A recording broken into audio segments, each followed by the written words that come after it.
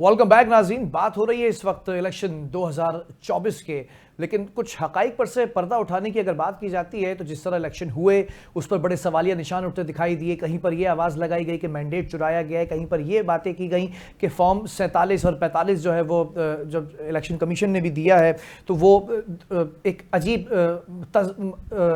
मज़े का खेस जो है वो जुमले सामने आए हैं। लेकिन डीप एनालिसिस अगर रखा जाए तो जो मुख्तदिर हल्के हैं, जो पावर कॉरिडोर्स हैं, अगर हम 2018 की बात करें, अगर हम और माजी में चले जाएं 2013 की बात करें, ये किसी से ढकी छुपी बातें नहीं हैं। ये वो बातें हैं जो हर ज़बान ज़द-ए-आम रही हैं। 13 की, 18 की, किस तरह से इक़्तिदार में कैसे लाया गया, किस तरह से इक़्तिदार से हटाया गया। अब 24 के अंदर वही कुछ स्क्रिप्ट रिपीट किया गया, वही चीज़ें रिपीट की गई और यहाँ तक कि ये बातें भी सामने आई जो प्रिजाइडिंग ऑफिसर्स थे उनको कैसे ले जाया गया, रिटर्निंग ऑफिसर्स तक नहीं पहुंचे, इलेक्शन कमीशन को नहीं मालूम थे, तमाम चीज़ें थी। लेकिन इन दी एंड बात है इस वक्त पार्लियामेंट की बहाली की, इन दी एंड बात है जमहूरियत की बहाली की। तो जो इस वक्त मुक़्तदर हल्के मुल्क को जोड़कर चलाना चाह रहे हैं तो उनसे ही एक दरख्वास्त है कि इस अवाम ने आपका साथ दिया है, उस वक्त भी साथ दिया है जब आपने डॉलर को नीचे लाकर खड़ा किया, उस वक्त भी साथ दिया जब आपने स्मगलिंग को रोका, उस वक्त भी साथ दिया जब पीडीएम की गवर्नमेंट ने सत्यानाश कर दिया था इस मुल्क का और फिर आपने आकर चीज़ों को टेकअप किया। जो इंटरिम गवर्नमेंट थी उसके साथ आपने मिलकर फ्रंट फुट पर आकर चीज़ों को टेकअप किया था, तब भी अवाम ने आपको सराहा था। अभी सिर्फ मशवरा ये है कि अगर आज़ाद उम्मीदवार जो कि बैकअप जिनका पीटीआई के साथ है, जिनका इल्हाक पीटीआई के साथ है, जिनकी वफादारियाँ पीटीआई के साथ हैं, अगर उनके पास एक मैंडेट मौजूद है, अभी तक की इतलात के मुताबिक 92 सीट्स जो है वो बताई जा रही हैं जो कौमी असम्बली के अंदर हैं, तो इनको ये मैंडेट मिलना चाहिए।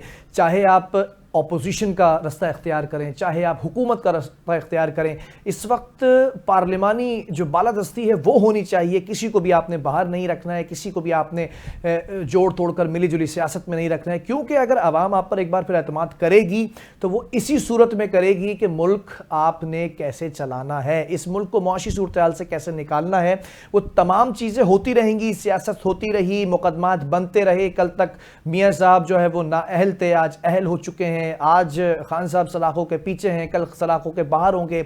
ये हुकूमतें आती जाती रहेंगी। आपने इस वक्त अक्लमंदाना फैसले ये करने हैं कि तमाम सियासी जमातों को मिलकर बिठाना। ये पहले भी मैंने आपको मशवरा दिया था 6 माह पहले कि एक नेशनल डायलॉग होना चाहिए और इस वक्त अशद ज़रूरत है। चाहे अडियाला के अंदर मुलाकात हो, चाहे बनी गाला में मुलाकात हो, चाहे रायवंड में मुलाकात हो, चाहे पिंडी के अंदर मुलाकात हो, वो मुलाकात होनी चाहिए फ्रूटफुल। बहरहाल आगे बढ़ेंगे। हमें अदील अहमद भी ज्वाइन कर चुके हैं पाकिस्तान तहरीक इंसाफ से, वीडियो लिंक पर हमारे साथ मौजूद है और कुतुब अहमद भी हमें ज्वाइन कर चुके हैं, जमात इस्लामी से हमारे साथ मौजूद हैं। मैं ज़रा अदील आपसे गुफ्तगू का आगाज़ कर लेता हूँ। अदील, लगता है कि जो इलेक्शन हुए हैं आपने भी कंटेस्ट किया और फतह याब ना हो सके, इलेक्शन से मुतमईन है पाकिस्तान तहरीक इंसाफ?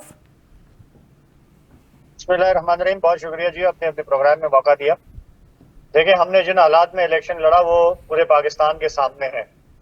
किस तरह से 9 मई का एक फॉल्स फ्लैग ऑपरेशन हुआ और उसके बाद से उसको जवाब बनाकर हमारी पार्टी को तोड़ा गया, हम पर क्रैकडाउन किया गया, हम पर FIRs की गई, जबरी तौर पर अगवा किया गया, तशद्दुद करवाया गया, पार्टी छुड़वाई गई और हमारी खवातीन को जो है उनकी अस्मत दरी की गई, चादर चार दीवारी का तकद्दुस पामाल हुआ और एक ना खत्म होने वाला सिलसिला जो है जुल्म और बर्बरियत का जो है वो 9 मई के बाद से शुरू हुआ। और इलेक्शन के मैदान की अगर बात करें तो इलेक्शन कमीशन ऑफ पाकिस्तान अभी तक हमारे खिलाफ कोई 20 ऐसे फैसले दे चुका होगा कि जो आइन के खिलाफ, कानून के खिलाफ, इलेक्शन के अपने एक्ट के खिलाफ जो है वो जाते हैं और उसमें से ज्यादातर फैसले जो है वो अदालतों से रद्दी की टोकरी में चले जाते हैं। ठीक है, लेकिन इस मरतबा supreme court of Pakistan unexpectedly उन्होंने जो बल्ले का निशान तहरीक इंसाफ से और हमें हमारे निशान से महरूम करके अवाम के अंदर हमें एक गुमनाम कैंडिडेट के तौर पर जो है वो हमें उतारा गया। तो ये एक ऐसी ज्यादती है कि जिसकी नज़ीर तारीख में नहीं मिलती, पाकिस्तानी तारीख में नहीं मिलती। तो मैं ये अर्ज करना चाहूँगा कि इस तमाम जुल्म बर्बरियत के बावजूद पाकिस्तान तहरीक इंसाफ ने इमरान खान साहब के हिमायत याफ्ता उम्मीदवार मैदान में उतारे और ये भी पाकिस्तान की तारीख में पहली मरतबा हुआ है कि इतनी बड़ी तादाद में आज़ाद उम्मीदवार जो हैं वो जीते। ठीक है। हम 175 से 180 सीटें पूरे पाकिस्तान में जीते हैं, जिनको जिनको जो है वो हमसे फॉर्म 45 में रद्द-ओ-बदल करके हमसे छीना गया। अच्छा, अभी भी आप यानी मेजॉरिटी में ही हैं, जुल्म अभी का भी आप 92 पर ही हैं, सबसे ज्यादा मेजॉरिटी आपकी है। नहीं, अभी भी हम मेजॉरिटी में हैं, लेकिन ये जो हमारे साथ किया गया है, जो सीटें फॉर्म 45 तब्दील करके जो हमसे सीटें ली गई हैं, तो हम क्लियर मेजॉरिटी, यानी आप समझे कि अकेली हुकूमत और क्लियर मेजॉरिटी के साथ बना सकते थे। तो ये अभी तक जुल्म का सिलसिला, अभी तक चले चले नाइंसाफी का अदिल, जरा सिलसिला, जरा एक एक इनिशियल कमेंट वो आपका अभी ले तक लिया। मैं जरा रुका नहीं है। अभी पॉलिसी की तरफ भी आऊंगा कि क्या करने जा रहे हैं। मैं जरा जमात इस्लामी के भी कमेंट ले लूं। कुतुब साहब हमें ज्वाइन कर चुके हैं। कुतुब भाई, इस्तीफा आ गया है सिराजुल हक साहब का। आपसे मेरी फोन पे बात हो रही थी, आपने कहा कि वो इलेक्शन की वजह से कर रहे हैं। वो तो बाकायदा तौर पर उन्होंने कहा है कि जो नाकामी है, जो शिकस्त हुई है, उसकी वजह से मैं इस्तीफा दे रहा हूं। तो एक्सेप्टेंस हो चुकी है जमात इस्लामी खास तौर पर मुल्क में, और प्रिसाइजली अगर मैं कराची में बात करूं तो रद्द कर दिया है, रिजेक्ट कर दिया है क्या?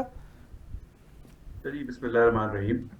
देखिए जी, जहाँ तक कराची का ताल्लुक है, मैंने खुद इलेक्शन लड़ा है और मेरे पास इस वक्त भी फॉर्म 45 सारे मौजूद हैं कि इस फॉर्म 45 के रू से मुझे 32,000 वोट पड़े थे। पीटीआई के हमारे आगा अरसलान साहब को 35,000 वोट पड़े और एमक्यूएम को 3,800 वोट पड़े। और जो नतीजा आया उसमें एमक्यूएम वाले भाई साहब जो हैं उनके 43,000 थे और हमारे और आगा अरसलान साहब के वोट काफी कम वहां पे शो किए।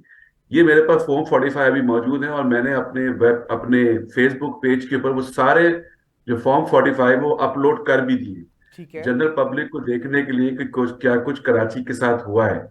कराची में जो खेल खेला गया है, अभी हमारे अदील भाई पूरे पाकिस्तान की बात कर रहे थे, लेकिन जो खेल कराची में खेला गया है इसकी इसकी नजीर हमें नहीं मिलती कि जिन लोगों को 1% भी वोट नहीं मिला उनको जो है हमारे ऊपर मुसल्लत किया गया है। ये इस किस्म की धांधली भी नहीं कह सकते, इसको तो हम फाशिज्म कहते हैं कि जो फाशिज्म यहाँ पे किया गया है।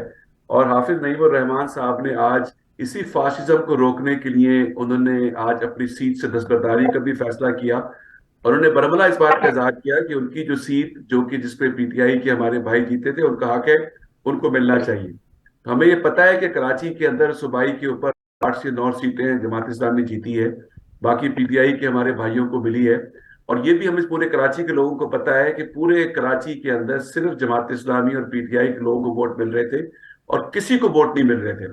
और जो मैंने आपको अपनी हकीकत बताई, कभी आप कहेंगे तो मैं फॉर्म 45 आपके सामने फिजिकली ला के दे सकता हूँ, लेकिन अगर आप मेरे पेज पे जाएंगे तो वहां पे आपको सारे फॉर्म 45 मिल जाएंगे। नहीं तो ये तो हैरानी ये की बात नहीं कराची है के कि अंदर खेला गया है। हाफिज साहब अपने ही हल्के से हार गए।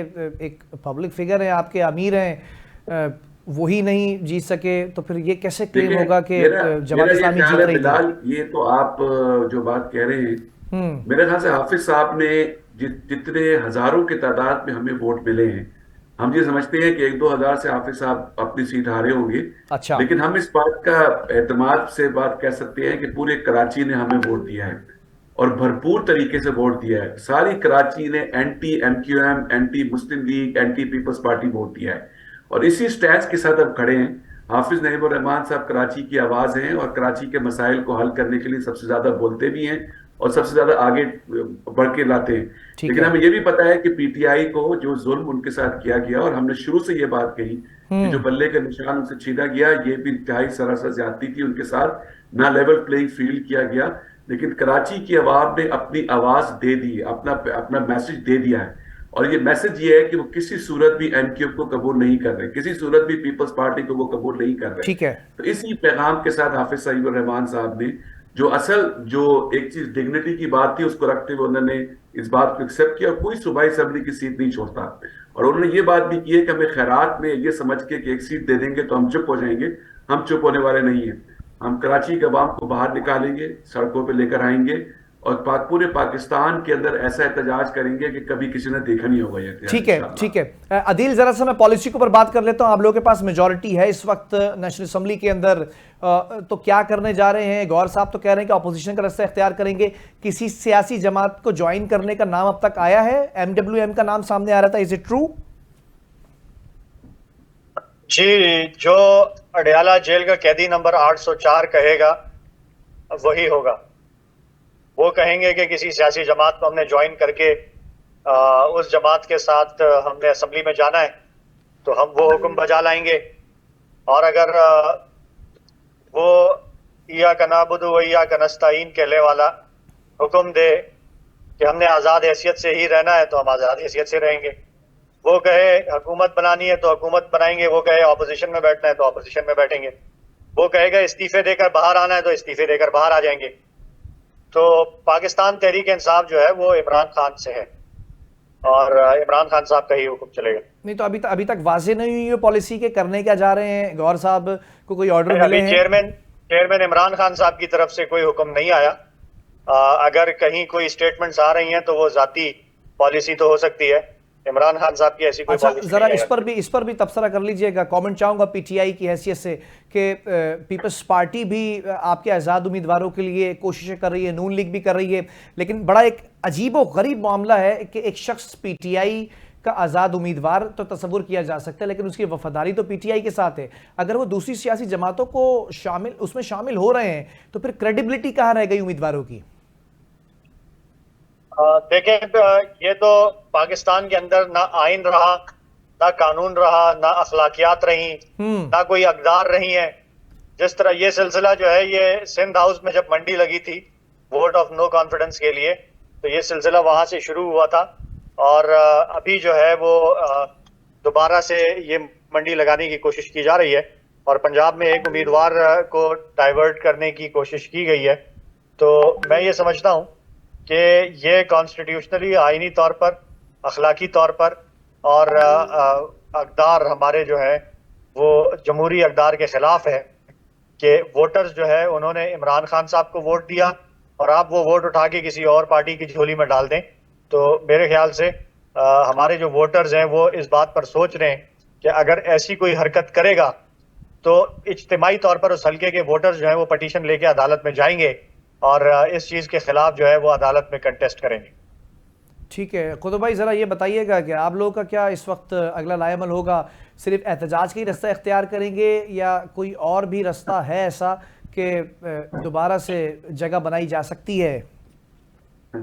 मेरे पहली बात तो याद रखें कि हमारी तो अल्हम्दुलिल्लाह बहुत जगह है और कैसे? जरा मैं वही पूछना चाह रहा हूँ, खुलकर बताएं ना। मैं बता रहा हूँ जी, हमारी तो जगह ये है कि इस वक्त लोग जो हैं, हम तो यहाँ पे कराची में मौजूद हैं, हमें लोगों की तरफ से मुस्तकिल पैगामात आ रहे हैं, हर आबादी से पैगाम आ रहे हैं, लोग हमारे पीछे खड़े हैं और हमें खड़ा रहने के लिए जो है ना अल्लाह ताला के साथ साथ लोगों की बड़ी तादाद हमारे साथ मौजूद है। अच्छा, हम वो लोग जो एस्टेब्लिशमेंट के कहने के ऊपर और उनके तरफ से हुक्म के नतीजे में हमारे ऊपर मुसल्लत किए गए, वो हमारे मोहल्लों में नहीं आ सकेंगे, उनको अंदाजा नहीं हो सकेगा कि लोगों की नफरत उनके साथ कितनी है। बाकी हमारा प्लान जो है वो प्लान ये है कि हम अवाम के साथ खड़े हैं, अवाम को साथ मिलाएंगे और उसके साथ साथ हम कोर्ट की तरफ भी रुजू कर रहे हैं। हमें तो हैरत है कि चीफ जस्टिस साहब काजी फाइज ईसा साहब ने अब तक 100 मोटर नोटिस क्यों नहीं लिया। इतनी शदीद बेईमानी के बाद, इतनी शदीद धांधली के बाद, जहाँ पे पूरा ब्लैंकेट एक तरफ लोगों ने किसी को रद्द किया हो और उसके बाद उसको जो है ना इस तरह जिता दिया गया हो, तो इसमें सुप्रीम कोर्ट को भी 100 नोटिस देना चाहिए। हम हाई कोर्ट में जा रहे हैं इस इलेक्शन के पूरे प्रोसेस के खिलाफ। अगर हाई कोर्ट ने फैसला हमारे हक में नहीं दिया तो हम सुप्रीम कोर्ट जाएंगे और एहतजाज के जितने ऑप्शंस हैं वो सब हमारे सामने ओपन है। चलो, एक तरफ आप लोग एहतजाज की कॉल भी दे रहे हैं, एक तरफ आप लोग ये भी कह रहे हैं कि मैंडेट चोरी हुआ है। जरा मैं सिराजुल हक साहब के ऊपर भी कमेंट चाहूंगा आपका कि सिराजुल हक साहब फिर क्यों एक्सेप्ट कर रहे हैं कि शिकस्त हुई है? देखिए जी, पहली बात तो ये है कि सिराजुल हक साहब जो एक्सेप्ट कर रहे हैं वो केपीके में शिकस्त की बात कर रहे हैं और हम देखें, हम इतनी हमारे अंदर डिग्निटी मौजूद है कि हम ये बात एक्सेप्ट करते हैं कि जो जीता है उसको हम जीता हुआ मानते हैं। यही चीज हाफिज साहब ने अपनी सीट पे की है, लेकिन मैं पूरे कराची के हवाले से बात कर रहा हूँ कि कराची में लोगों ने लाखों की तादाद में हमें वोट दिया है और अल्हम्दुलिल्लाह हम लोगों के साथ खड़े हैं और हम ये समझते हैं कि दोबारा अपनी बात रिपीट कर रहा हूँ कि लोगों ने जमात इस्लामी और पीटीआई को वोट किया है और ये एक एंटी स्टैब्लिशमेंट और एंटी सारा वो वोट है कि जिसके साथ जो नून लीग, पीपल्स पार्टी और एनकेएम को वोट था उसके खिलाफ लोगों ने अपनी जुबान खोली है। लोगों के हाथ को वो बांध नहीं सकते, लोगों ने हाथ से जो है ना अपने वोट दिए और इस नैरेटिव के साथ और इसी कॉन्फिडेंस के साथ इंशाल्लाह हम अवाम में निकलेंगे, अवाम को एहतजाज पे उभारेंगे और इंशाल्लाह हम उनका हक उनको वापस दिलाएंगे। ये मुमकिन नहीं है कि हम खामोश रहें। ये जमात इस्लामी है और ये जमात इस्लामी जब कोई चीज तय कर ली थी तो इंशाल्लाह वो करके दिखाती है। और ठीक है। हमें खुशी है कि पीटीआई के सारे साहिबान और दोस्त हमारा साथ मौजूद हैं। हमने जो कल मुजाहरे किए हैं 8 जगह पे कराची के अंदर मुजाहरे थे, और बहुत बड़े और बड़े अजीम शान वो मुजाहरे हुए हैं। और खुशी इस बात की है कि उसके अंदर पीटीआई के हमारे दोस्त भी शरीक हुए हैं, हम भी उनके साथ शरीक हैं। इंशाल्लाह हम कराची के अवाम को न तना छोड़ेंगे, न किसी को अपने ऊपर मुसल्लत होने देंगे, और इंशाल्लाह हम वो कराची को हक दिलाएंगे जिसका वो हक रखता है। ठीक है अदील, ज़रा आखिर में ये भी बता दीजिएगा कि इस वक्त कोई ऐसी पॉसिबिलिटी है, जो भी रिजल्ट्स हैं वो भी हैरान कुन रिजल्ट्स हैं, क्योंकि आप लोग के पास अभी तक अगर आप लोग ये क्लेम कर रहे हैं और तमाम चीज़ें सामने भी आ रही हैं कि धांधली ज़्यादा इलेक्शन हुए हैं, उसके बावजूद भी आप लोग के पास मेजॉरिटी है नेशनल असम्बली के अंदर, जो कि सबसे बड़ी हैरान कुन बात है इस वक्त। तो क्या पॉसिबिलिटी है कोई ऐसी सियासी जमात के साथ राब्ता हो सकता है कि इसी सिचुएशन को, इसी सिनेरियो को देखते हुए आगे बढ़ाते हुए हुकूमत बनाई जा सके? देखिए, पाकिस्तान तहरीक-ए-इंसाफ बुनियादी तौर पर किसी सियासी जमात के साथ इत्तेहाद नहीं करेगी। ठीक है। और मेरे ख्याल से इस सिलसिले में इमरान खान साहब की स्टेटमेंट रिकॉर्ड पे मौजूद है कि उन्होंने कहा था कि अगर मुझसे कोई ये पूछा जाए कि 2018 में आपने सबसे बड़ी गलती क्या की थी, तो वो ये थी कि इत्तेहादियों के साथ हुकूमत बनाकर बगैर मेजॉरिटी की हुकूमत में जाना था। ठीक है। उस वक्त जो है वो अगर वापस मुझे वो फैसला करना पड़े तो मैं अपोजिशन में बैठता। तो मेरे ख्याल से खान साहब की तो इस पे स्टेटमेंट क्लियर है, हम मतलब बेसाखियों opposition में वाली जाएंगे आप गवर्नमेंट में लोग? जाने के बजाय अपोजिशन में बैठ। अब तो इमरान खान साहब की तरफ से कोई इस पे आई नहीं है पॉलिसी, अभी तक वाज़ेह हुक्म नहीं आया, लेकिन उनकी जो वो है इस पे स्टेटमेंट ऑन रिकॉर्ड पहले से मौजूद है, वो ये है कि वो बेसाखियों वाली गवर्नमेंट में जाने के बजाय ऑपोजिशन को ज्यादा तरजीह देंगे। ठीक है, मेरा मशवरा भी आप लोग को, पीटीआई के जो मेरे दोस्त हजरात हैं जो ख़ासतौर पर इस वक्त नेशनल असम्बली का हिस्सा भी हैं, उनको भी मशवरा ये है कि खान साहब की एक मिस्टेक जो मैं समझता हूँ कि वो हुई थी कि पार्लियामेंट को छोड़कर उठे थे, अगर वहीं पर स्ट्रॉन्ग अपोजिशन की जाती तो आज शायद पीडीएम को ज़्यादा चने चबाने में कामयाब हो सकते थे। तो मशवरा यही कि अपोजिशन का रास्ता अगर अख्तियार करने का मौका मिले तो ज़रूर करना चाहिए। बहरहाल आप दोनों पीडीएम का जी जी जी देखिए, पीडीएम का तो मुल्क भर से सफाया हो गया है। अगर फॉर्म 45 पे नताइज तब्दील ना किए जाते तो कराची से एमक्यूएम एक सीट नहीं जीती, और मुस्लिम लीग नून पाकिस्तान भर से 10 से 15 सीटों से ज्यादा नहीं जीती। तो पीडीएम का तो इन्ना लिल्लाहि व इन्ना इलैहि राजिऊन पढ़ा दिया है पाकिस्तान की कौम ने, लेकिन इस मुल्क के इदारे जो है वो मानने को तैयार नहीं है। वो बज़िद है कि अवाम की हक़ हुक्मरानी को हम तस्लीम नहीं करते, और हम इस मुल्क में वो करेंगे जो हम चाहेंगे, और हम 1971 से भी सबक नहीं सीखेंगे, और हम जो इस मुल्क में 76 सालों से सियासी इंजीनियरिंग करते हुए आ रहे हैं उसका जो खमियाजा ये मुल्क भुगत रहा है उससे भी हम सबक नहीं सीखेंगे, और हम अपनी जो हरकतें हैं उससे बाज नहीं आएंगे। तो उसकी वजह से ये पीडीएम जितनी भी आपको नजर आ रही है टीवी की स्क्रीनों पर, ये उनके मरूने मिन्नत है, अदरवाइज पाकिस्तान की कौम ने इनको दफन कर दिया है। चलें, ठीक है, बहुत शुक्रिया दोनों मौजूद मेहमानों का। सैयद कुतुब अहमद हमारे साथ मौजूद थे और अदील अहमद हमारे साथ मौजूद थे पीटीआई से और जमात इस्लामी से। नाज़रीन, अब देखना यह है कि हुकूमत बनाने के लिए जो तैयारियां की जा रही हैं, कल तक जो नारे, जो वादे, जो बातें की गई थी, आज उसके उलट, उसके बरअक्स हम देख रहे हैं कि मुलाकातें हो रही हैं। तो क्या वो जो कैंपेन थी वो सियासी तौर पर सिर्फ इन्फ्लुएंस करना था, वोटर को अपनी तरफ खींचना था? ये एक बड़ा सवालिया निशान है। और इन हाउसेस, इन सोर्सेज कुछ खबरें ये भी हैं कि पाकिस्तान पीपल्स पार्टी के कुछ उम्मीदवार जो जीत चुके हैं वो नाला भी नजर आ रहे हैं कि हम कैसे बैठ सकते हैं। नदीम अफजल चंद साहब का भी कमेंट है कि नून लीग के साथ बैठना हमारे लिए एक बड़ी हिमाकत हो सकती है। अब देखना यह है कि जो मुख्तदर हल्के हैं वो क्या सोच रहे हैं कि क्या होने जा रहा है। अल्लाह हाफिज़।